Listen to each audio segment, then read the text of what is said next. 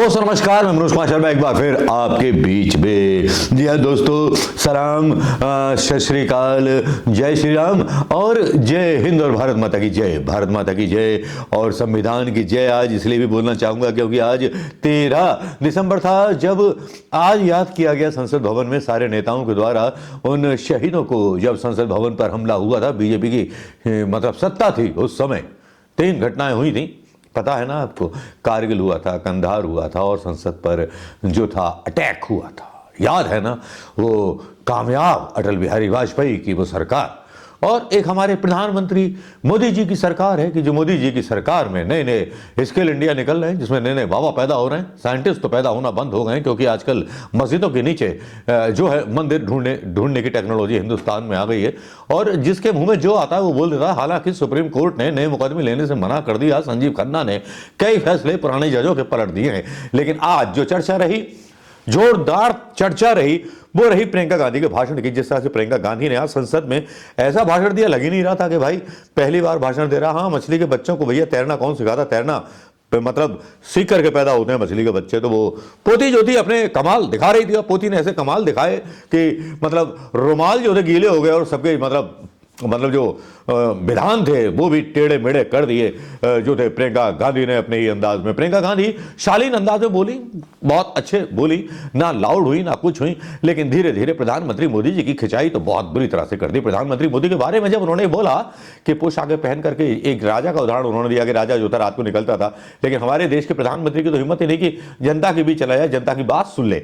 लेकिन कितना बड़ा तंज था, कितनी बड़ी बेइज्जती थी एक भारत के प्रधानमंत्री के लिए जो कि इतनी बड़ी जेट सुरक्षा में रहता है। और एक साथ ये भी कहा कि प्रधानमंत्री जब से मैं आई 15 दिन केवल 10 मिनट के लिए दिखाई दिए, लेकिन प्रधानमंत्री प्रयागराज में साधुओं के बीच दिखाई दे रहे थे। जाहिर बात है प्रधानमंत्री मोदी जी की जो मतलब पहला जो कहते हैं ना कि जो अनिवार्यता है, पहली जो अनिवार्यता है वो साधु और धर्म और सनातन धर्म के लिए देश जाए। मतलब तेल लेने, भाई वोट लेने हैं तो मतलब राजनीति तो करनी पड़ेगी ना। मतलब बहुसंख्यक तुष्टीकरण, अल्पसंख्यक तुष्टीकरण के जो शब्द थे ये बीजेपी के द्वारा ही इजाद हुए थे। लेकिन प्रियंका गांधी की बात चल रही थी। प्रियंका गांधी की बात पर आगे बढ़ने से पहले बताऊंगा कि अखिलेश यादव ने भी योगी की सरकार के उन मुद्दों को उठाया जहां पर संभल के मुद्दे थे, हाथरस के मुद्दे थे और ऐसे मुद्दे थे कि जहां पर सीधे गोली मारी गई नौजवानों को। आज प्रियंका गांधी ने आज भाषण में साबित कर दिया कि वाकई में जो था एक ऐसा भाषण था जिसने प्रधानमंत्री मोदी समेत अमित शाह और राजनाथ सिंह की जो थी बखियां उधेड़ दी। राजनाथ सिंह के मुंह से कहलवाया गया कि कांग्रेस ने कई बार पहले भी संविधान बदले। क्या इसका मतलब यह हुआ कि मोदी सरकार ये संविधान की चर्चा इसलिए रखी गई है कि संविधान बदल सके? हालांकि इस बारे में अंदेशा जलाते दिखते। लेकिन प्रियंका गांधी के बारे में बात करें तो प्रियंका गांधी के बारे में ही बात करेंगे। प्रियंका गांधी ने अपने पहले दिन के भाषण में जो थे संविधान पर बोली, उन्नाव कांड पर बोली, आगरा की घटना पर बोली, अदानी के मुद्दे पर बोली, वायनाड की त्रासदी पर बोली, जातिगत जनगणना पर तो कमाल ही कर दिया। बोली हम जातिगत जनगणना की बात करते हैं, आप जो है मंगलसूत्र और पता नहीं किस किस की बात करते हैं। संबल हिंसा पर भी बोली, मणिपुर तनाव पर भी बोली, लेटरल एंट्री निजीकरण पर बोली, नारी शक्ति बंधन अधिनियम पर भी बोली। अब प्रियंका गांधी ने कोई ऐसा कोना नहीं था जो मतलब छोड़ दिया हो। हालांकि प्रियंका गांधी ने मतलब थोड़ा मजाक उड़ाया वाशिंग मशीन को लेकर के। आपके यहाँ वाशिंग मशीन लगी हुई है जो हमारे यहाँ से साथी जाते हैं, सबको मतलब आपके यहाँ स्वच्छ हो जाते हैं, हमारे यहाँ गंदे रहते हैं। हालांकि तंज था। प्रियंका ने केंद्र सरकार पर तीखा हमला बोला और इन सारे मुद्दे जो मैंने मुद्दे आपको बोले इन पर जो थी बड़ी विस्तार से चर्चा की। बहस की शुरुआत हुई। प्रियंका गांधी ने जो सारे मुद्दे मैंने आपको गिनाए उस पर क्या क्या कहा ये बताऊं। भाषण की शुरुआत में देश की आज़ादी की लड़ाई और संविधान निर्माण के सफर को बखान किया। इसमें शामिल लोगों के योगदान को याद किया। प्रियंका ने कहा यह सिर्फ दस्तावेज नहीं, हमारा संविधान इंसाफ, उम्मीद और अभिव्यक्ति और आकांक्षा की जो जीत है जो हर हिंदुस्तानी के दिल में जलती है। जी हां, संविधान ने ही उन्नाव दुष्कर्म पीड़िता और देश की अनेक महिलाओं को लड़ने की क्षमता और साहस प्रदान किया है। प्रियंका ने कहा मैं उन्नाव रेप पीड़ित के घर गई, उसे जलाकर मार डाला गया। हम सबके बच्चे हैं, हम सब सोचते हैं उस पर क्या बीती होगी। पीड़िता ने अकेले अपनी लड़ाई लड़ी। ये लड़ने की क्षमता और ये हिम्मत उस पीड़िता को, करोड़ों महिलाओं को ये ताकत हमारे संविधान ने दी है, कानून ने दी है। कांग्रेस सांसद ने 2021 में चोरी के मामले में पूछताछ के लिए हिरासत में लिए गए आगरा के वरुण वाल्मीकि की मौत का मुद्दा भी उठाया। मैं आगरा गई, वहां अरुण वाल्मीकि नाम के एक व्यक्ति से, उसके परिवार से मिली। वो साफ सफाई का काम करता था, चोरी के आरोप में पीटा गया और पुलिस कस्टडी में ही उसकी मौत हो गई। प्रियंका ने कहा कि जामा मस्जिद को हरिहर मंदिर बताते हुए दाखिलबाद के आधार पर किए गए सर्वे के दौरान हिंसा भड़क गई जिसमें 5 लोगों की मौत हो गई। जी हाँ, मुझसे मिलने आए थे। उनके परिवार के लोग मुझसे मिलने आए थे। उनमें 2 बच्चे थे, एक 17 साल का था और एक छोटा था।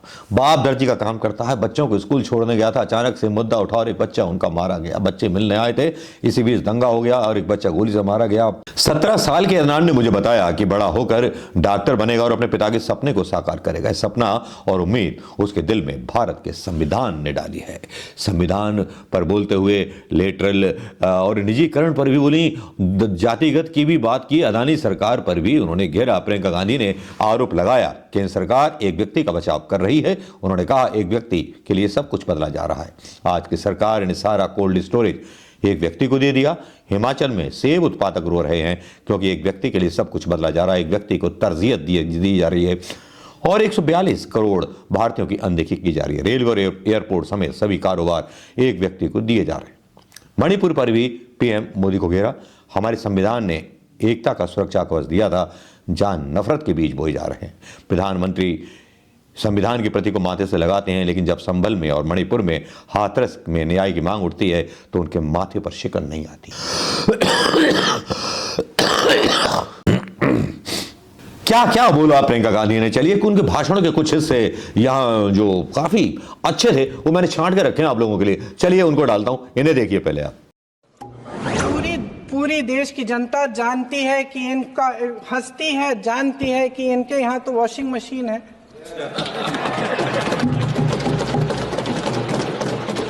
तो यहाँ से वहां जाता है वो धुल जाता है। इस तरफ दाग, उस तरफ स्वच्छता। और मेरे कई ऐसे साथी हैं जो इस तरफ होते थे उस तरफ चले गए, मुझे दिख भी रहे हैं, वॉशिंग मशीन में शायद धुल गए हैं। अध्यक्ष महोदय, जहां भाईचारा, प्रधानमंत्री जी यहाँ सदन में संविधान को की किताब को यूं माथे से लगाते हैं, लेकिन संभल में, हाथरस में, मणिपुर में जब न्याय की गुहार आती है, उठती है, तो उनके माथे पे शिकन तक नहीं आता।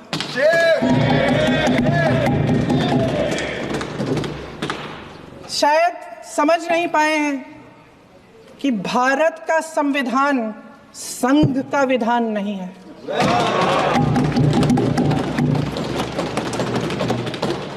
भारत के संविधान ने हमें एकता दी, हमें आपसी प्रेम दिया। उस मोहब्बत की दुकान जिस पर आपको हंसी आती है, उसके साथ करोड़ों देशवासी चले। करोड़ों देशवासियों के दिल में एक दूसरे के लिए प्रेम है, घृणा नहीं है। ये देश भय से नहीं चल सकता, ये देश साहस से ही चलेगा। भय की भी सीमा होती है, और जब वो सीमा पार हो जाती है, जब किसी को इतना दबाया जाता है कि उसको लगने लगता है कि अब मेरे पास खोने के लिए कुछ नहीं है, तब उसमें एक ऐसी शक्ति पैदा होती है जिसके सामने कोई कायर खड़ा नहीं हो सकता। ये देश कायरों के हाथों में ज्यादा देर तक कभी नहीं रहा है। ये देश उठेगा, ये देश लड़ेगा, सत्य मांगेगा, सत्यमेव जयते। जय हिंद।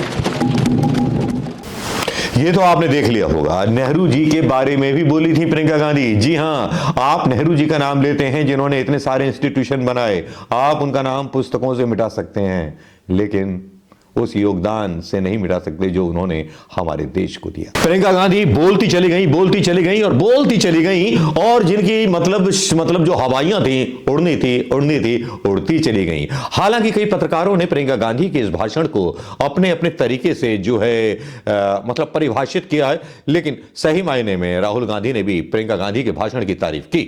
और सबसे बड़ी बात यह है कि जिस अंदाज में आज प्रियंका गांधी ने मतलब हमला बोला, अब एक तरफ तो भैया जो है बजा रहा है, बहन ने जो था अपने दूसरे अंदाज में बजानी शुरू कर दी, तो फिर अब क्या होगा, सुल्तान साहब और शाह साहब जो है चिंता की लकीरें तो बढ़ गई हैं। लेकिन यहां पर प्रियंका गांधी ने बैलेट पेपर का भी जिक्र कर दिया। 75 की घटनाओं पर जब बात चल रही थी या भाषण दिए जाते हैं, तब प्रियंका गांधी ने चुनौती दी, आइए बैलेट पेपर से चुनाव करा लीजिए। तो इसका मतलब यह हुआ कि आने वाले समय में जो है कांग्रेस ईवीएम पर अपनी लड़ाई मुखर करना चाहती है, जैसा कि कांग्रेस समर्थक और राहुल समर्थक चाहते हैं कि सारे मुद्दे छोड़िए, सारी बातें छोड़िए, इन भारतीय जनता पार्टी के लोगों की चालों में मत फंसिए। जी हां, सीधे सीधे सड़क पर उतर जाइए ईवीएम के खिलाफ, और चुनाव आयोग जो केंचुआ है, पाला हुआ, तो फिर उसके खिलाफ उतर जाएंगे, तब थोड़ा सा आनंद आएगा। फिर दिखेगा जो है रंग में भंग चकाचक, और फिर लो सत्ता चबाए बैलेट पेपर से। हम भी देखेंगे कौन कौन आता है सत्ता में। चलिए दोस्तों, अपनी राय दीजिएगा प्रियंका गांधी के बारे के मतलब भाषण को, मतलब 10 में से कितने नंबर देते हैं आप। और एक जाते जाते खबर कि अरविंद केजरीवाल के खिलाफ संदीप दीक्षित को टिकट दी गई है दिल्ली विधानसभा से। और क्या क्या होने वाला है बताएंगे। हालांकि सुप्रीम कोर्ट के संजीव खन्ना से भी लोग उम्मीद लगाए बैठे हैं, जिस तरह से डीवाई चंद्रचूड़ से लगाई थी। लेकिन देखना यह होगा कि संजीव खन्ना साहब कितना खरे उतरते हैं, देश की जनता को न्याय देंगे, या फिर कुछ कुछ होता है, या फिर जैसे कि आपने देखा ना संबल हिंसा क्यों हुई, क्योंकि डीवाई चंद्रचूड़ ने एक ऐसा फैसला दे दिया जिससे कि बहुत बड़े बड़े मतलब जो छोटे मोटे जज थे वो भी फैसले देने लगे, इसलिए संबल में हिंसा हो गई। क्योंकि भाई न्यायपालिका ही होती है जो देश में मतलब सब कुछ बिगड़ जाए तो न्यायपालिका ही होती है जो देश में जो है सुकून रखती है, लेकिन वो सुकून नहीं रखा गया। तो दोस्तों फिर क्या करना चाहिए, न्यायपालिका से क्या उम्मीद पालनी चाहिए? प्रियंका गांधी और न्यायपालिका के बारे में अगर आप कुछ कहना चाहते हैं तो कमेंट करके बताएं, और इस वीडियो को शेयर करना ना भूलें दोस्तों। नमस्कार, जय हिंद।